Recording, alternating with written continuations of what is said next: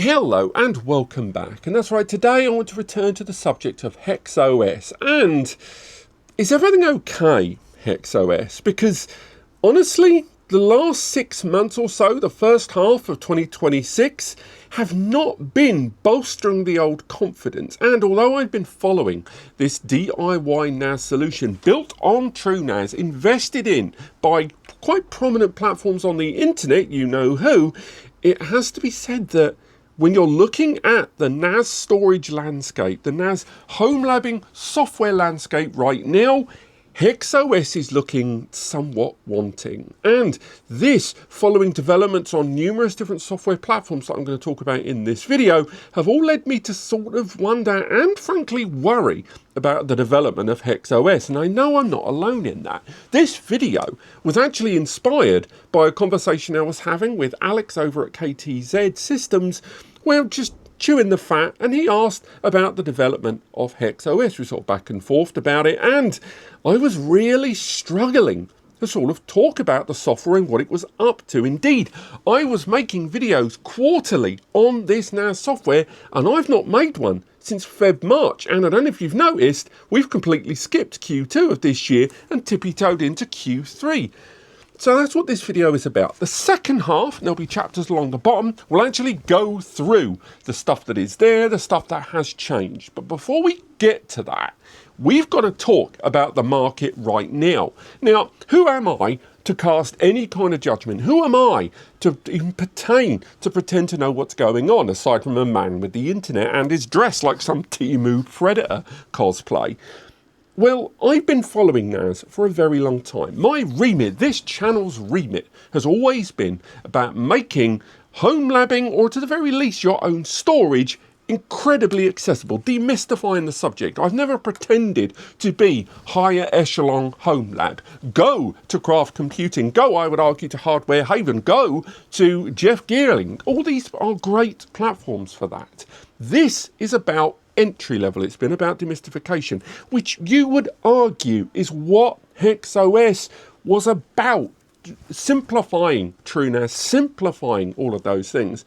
And the problem is that in summer 2026, there are better options in the market right now. And that's what's annoying. Now, we've got to talk about licensing, we've got to talk about security, we've got to talk about true QA tested development. But there's no avoiding that right now. One of the biggest ones that we talked about on this channel, as well as others, has been HexOS, something with a free access point for low-level access and services, but also a $29 paid entry point. We've talked about it before, but ultimately that software is making waves. But more than that, you can look at things like FIGO, F-Y-G-O. Now, full disclosure, I do have a sponsored video coming up with them in the next week or so. But even then, you can't argue with the sheer depth and ability of some of these software platforms. You don't believe me? Don't wait for my video. There's other ones out there right now. Maybe Google's picked up the keyword and it's already stuck on the side of the screen. But those two alone, on their own, would already make HexOS look slightly antiquated if it wasn't for an already huge range of software solutions in the market. Hell, do you remember the day when it used to be TrueNAS v Unraid? And HexOS was meant to be making TrueNAS way more accessible?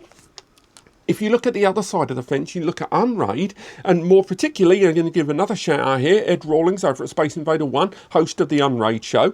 He was doing a collaboration video with 45 Drives. Unraid and 45 Drives, again, a paid hardware platform, are developing together to make the Signature Collection. And in that video, you can see that Unraid are integrating a wizard, a storage setup first-time wizard. And Unraid has got that included, but more importantly, Unraid has got a 30-day free tier. Now, how much of that is currently or going to be extended into Unraid proper, I've not had the opportunity to look at, but it almost certainly will be. And I've got the X15 coming from 45 Drives and Unraid as we speak in order to test it out personally. But the point I'm making is that the chief selling points, the simplicity of hosting your own storage, the simplicity of setup, these are weakening arguments for HexOS, and ones that are slowly being pulled away, not only by free platforms, but also the legacy brands as well, the very people that HexOS was meant to be easing the doorway into. Now,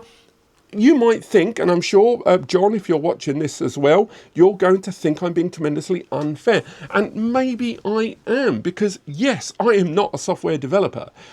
But when you look at the updates that have been rolling out, you look at what's being added in the monthly updates, because again, they are updating, they are bringing you information there, they are staying on top of these things and responding to people in the community and supporting and responding to people that have paid for this platform at $199 until it eventually becomes $299 at full release. But the majority of the updates that have been rolling out have been about the curated apps and have been about alignment with true NAS updates. Other things in the backend have been added. Tweaks, tightening of the UX and the user experience in general have had improvements. Hell, the on-ramp system has seen improvements as well, stuff that we will cover in the second half of the video. And I've got to say, the way they've gone with the curated apps, by the way, to allow a single pane of glass install of not only apps like Plex and Jellyfin, but also indexing and mapping and the claiming of servers for those apps and services, I would argue has never been done before. I really like that, and you'll see that later in the video. But there's still no avoiding that HexOS doesn't seem to be accelerating its development. It seems, at least to the outsider, that its development is actually slowing, when one would have observed and hoped that as the foundations are now down, that it would have accelerated, and that's my big worry. But I'll come back to you at the end of the video. For now, let's actually go through some of those bits and bobs and updates that we've seen in the last few months of HexOS development and go through what we like and other stuff that maybe hasn't impressed us that much. And here we are, back on the desktop of my HexOS system here. I've actually done a clean install, and we'll cover that more later on in the video, but it was mainly to take advantage of some of the changes and improvements in the HexOS install. But can you notice the first big change there?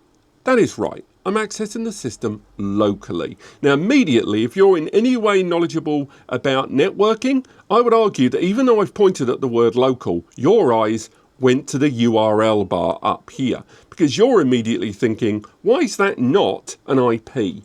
Why is it immediately gone into this? And if we make our way into the settings menu there and make our way into the preferences, go down to the bottom there, you'll be able to see that the local access URL isn't a traditional 192. Indeed, if you want to use the 192 or whatever the local IP is normally, that you can make your way into the the TrueNAS traditional dash there if you wish. And again, as you can see, we're not running on with any kind of certificate. We're still running on HTTP rather than HTTPS. And that's the big change. There's still authentication being funneled in there. Now, I think this is going to split the room ever so slightly, because on the one hand, great stuff. Having authentication in place, as long as the authentication is to ensure encrypted traffic of things like authentication, auth tokens, or just generally security, that's great. But if it's being done so that security can be authenticated for your identity with the server local, I'm not sure that's going to be as popular. I'm sure after this, maybe Hex will reach out to me, or they'll put something in the comments about that. But on the whole, I am pleased local access here is established. But there just does seem to be a slightly more convoluted method of doing it to what we've seen in the past. But again, maybe there is a good reason for that. Maybe it's pertaining to the buddy backups down the road and having that level of encryption, because they are talking that the buddy backups are going to be P2P and encrypted. So maybe it's related to that security. But still, nonetheless, local access is there, but not really the way some of us would have thought it would pan out. And you can at any point switch to the hosted the hosted remote web URL. But again, I will come back to that later on though, because it ain't all a perfect in paradise. But again, at any time you can flick between them there. Next up, as I hope you can see from some pre-recorded footage here on screen from earlier, the onboarding for HexOS has improved insofar as it isn't just about, find the server, set up the server. Now you've got troubleshooting options built in there. There's also the guidance on setting up your USB boot stick for the very first time, directing you towards setting up things like Blanch Etcher or Rufus, although definitely the former is recommended, and setting up your HexOS/TrueNAS server for the very first time, including the storage. And these all have been tweaked in their design there. And again, there's a little bit more flexibility about what drives you can use, but that's stuff we've covered in other videos as well. And if any of the disks have got pre-existing information on there, I couldn't find any clear way to completely format a disk in this section.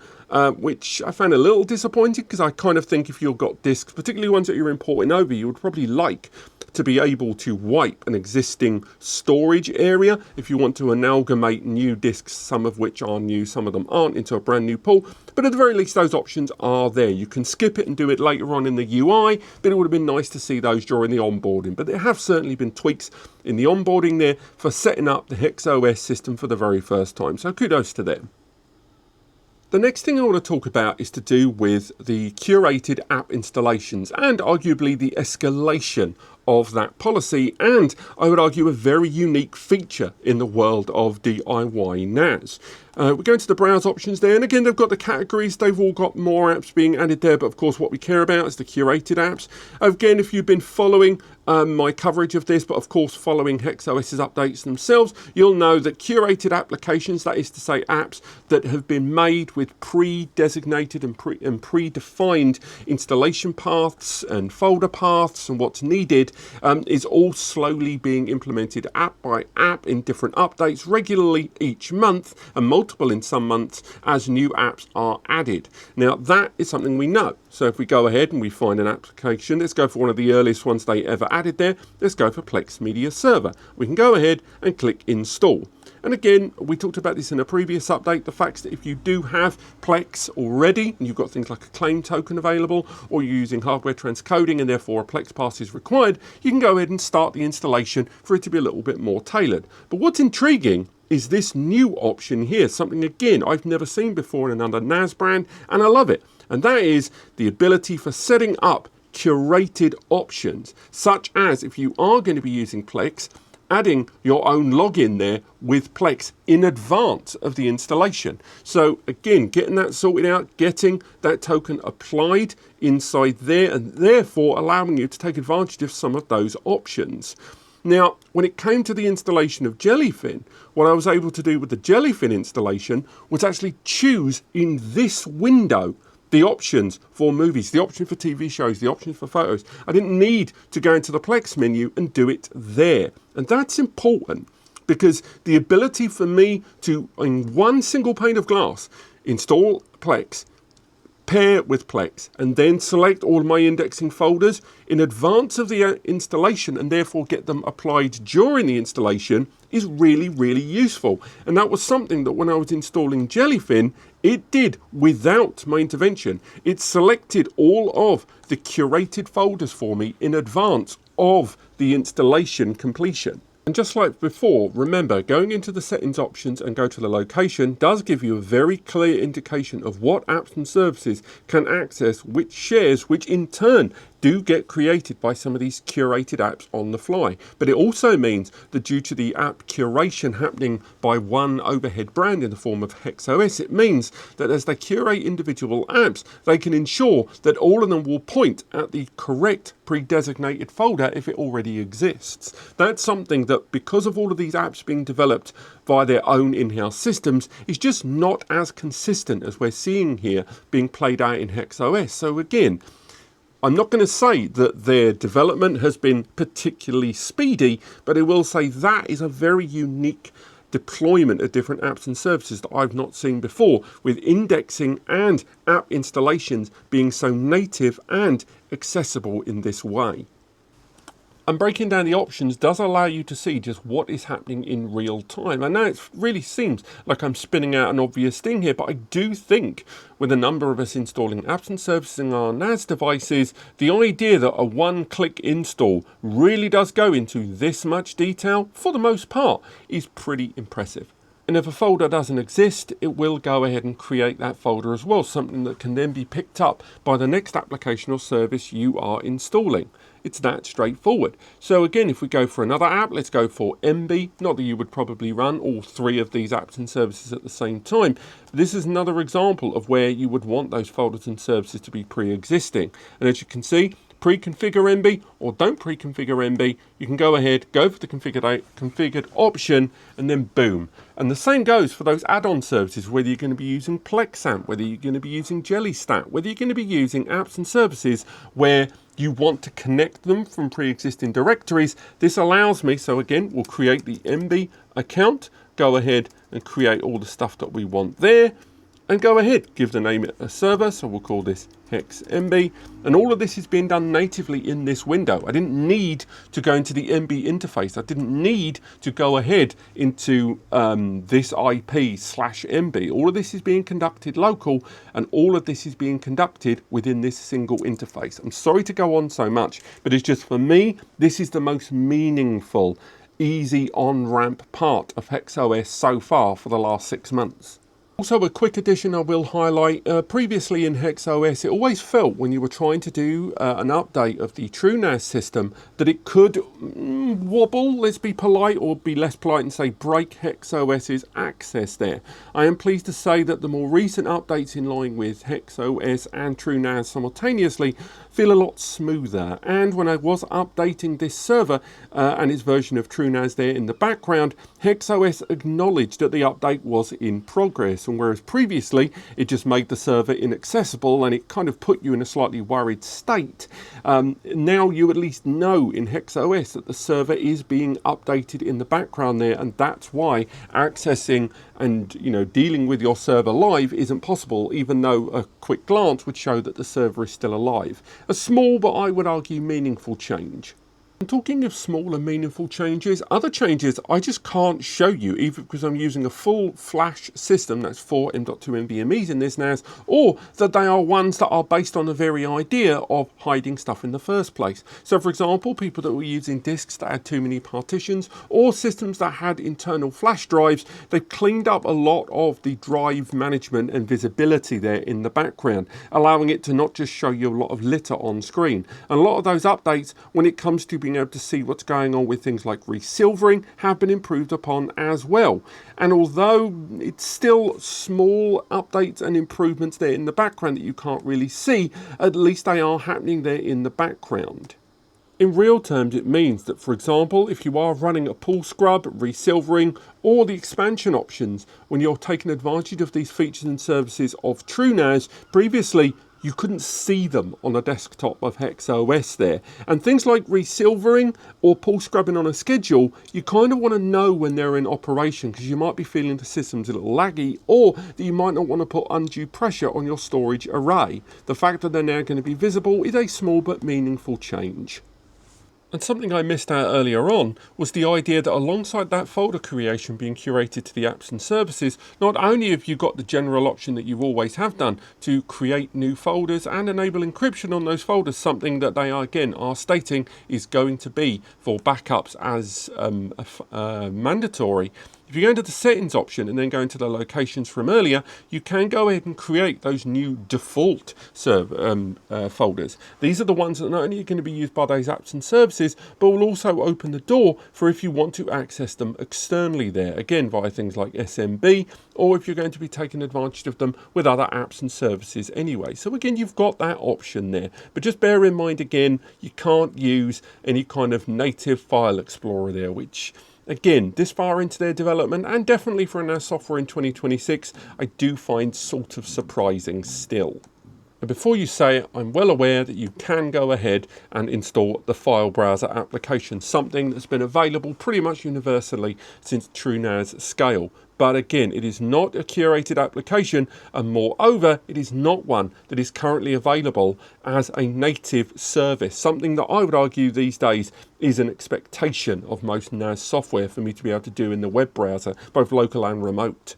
And talking about being able to do things locally or remote, if we go into the settings menu here and go into the network management, as you can see, we can go ahead via this network and we can edit some stuff there. Again, we can select a manual IP, we can change the name of the NIC, and we can change some of those DNS settings there at the back. So again, you can't really do things like MTU yet, but still.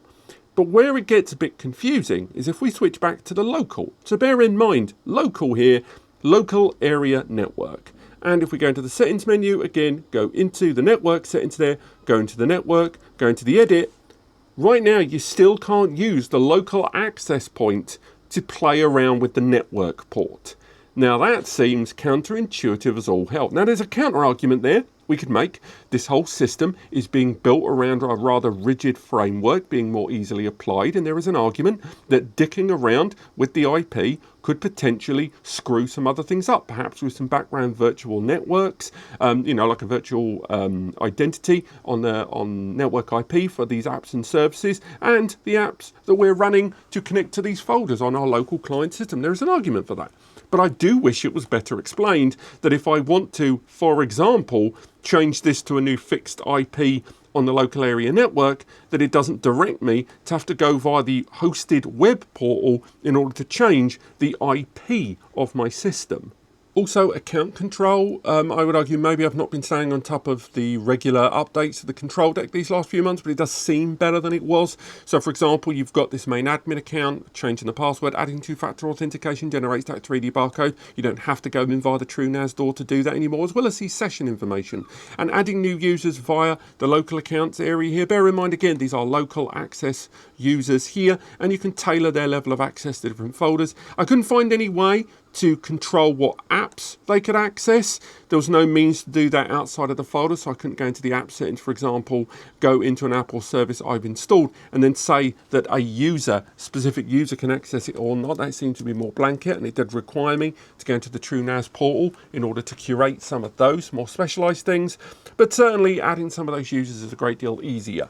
But there's still no way to make these users administration or temporary sysadmins, if you will, in case you needed it for troubleshooting down the line, which I admit possibly could be more of an advanced deployment. For this sort of price though, that is a feature I would kind of like to see if I've got multiple users accessing it, because all of these, as mentioned, are local. You can't use them to manage your server. So for example, if I go into the dash, I go ahead, open it up in incognito, paste it in. From here, you'll be able to see that even though I'm using that local URL that was provided, I've still got to enter via the administrative credentials that I've created earlier on, i.e. my HexOS account. And once I've logged in, even here on incognito window, I still needed to use those remote access credentials to get in there. I would have preferred much rather to be able to create a purely local only sysadmin that has those local credentials. But again, how much of that is possible in the way that they're deploying the local access gateway here is not completely clear to me. Overall, that's really it. Most users, again, they're going to be happy that there's lots of stuff happening there in the background, for the onboarding on day one, and then they presumably never use again, as well as some of the UX and quality of life back-end improvements and the tweaking of some of the settings within HexOS to ensure there isn't any irregular alerts or notifications coming through to you, or even build notifications where it's not really based on real credible information and it's just feeding up on whatever it happens to scan and find. A lot of these updates are meaningful, but the key is these are background things, and therefore in 2026 it makes it very, very difficult for me to say that there has been meaningful user feeling difference in this platform so long after its initial launch. Now, if you've watched this video up to this point, chances are you've done it either one, because you largely agree with me, or two, you vehemently disagree, and therefore you're just getting ready to tear me a new A in the comments. Welcome to the Thunderdome. But I think we can all agree that the things that have been promised at the beginning of HexOS, they still haven't been fully delivered upon. And the things that are there, in some cases, haven't been delivered in the way people thought they would. We still don't have the buddy backup system, which should have been there early doors. And when it does roll out, I hope it is as seamless and smooth as we hope it to be.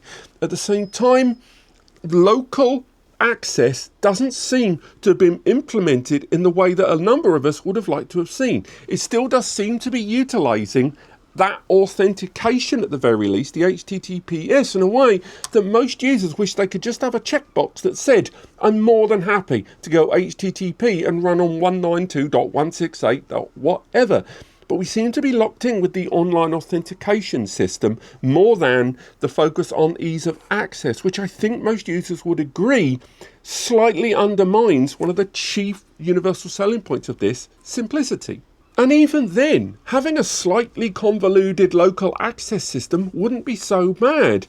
if, once you get in via the local system, you had full control of the network connections, access to a local file explorer that's native in the browser, not just having to use it to give me the SMB access point for me to then manually carry over to my Mac or Windows system. It has been long enough now that I think we can be meaningfully critical of the development of this software. And right now in mid-2026, it makes it really difficult for me to recommend it when there are just better options in the market right now. I sincerely hope that 6 months from now, if I make another big video about HexOS, I get to eat all of my words as 6 months of banger after banger after banger update rolls out. Now the foundations are as solid as teak. I just don't think that's going to happen. And I want to be wrong. God damn, I want to be wrong. But let's debate this below in the comments. Now, again, I've not shared this with the team at HexOS. I've not shared it with anyone but you and the patrons and the Ko-Fi and the YouTube members. So if there's any comments down there, that's them. But at least for now, let's talk about this and ultimately where you hope HexOS will be in 6 months, or where you think it's going to be. But let's talk below. Thank you so much for watching, and I'll see you on the next video.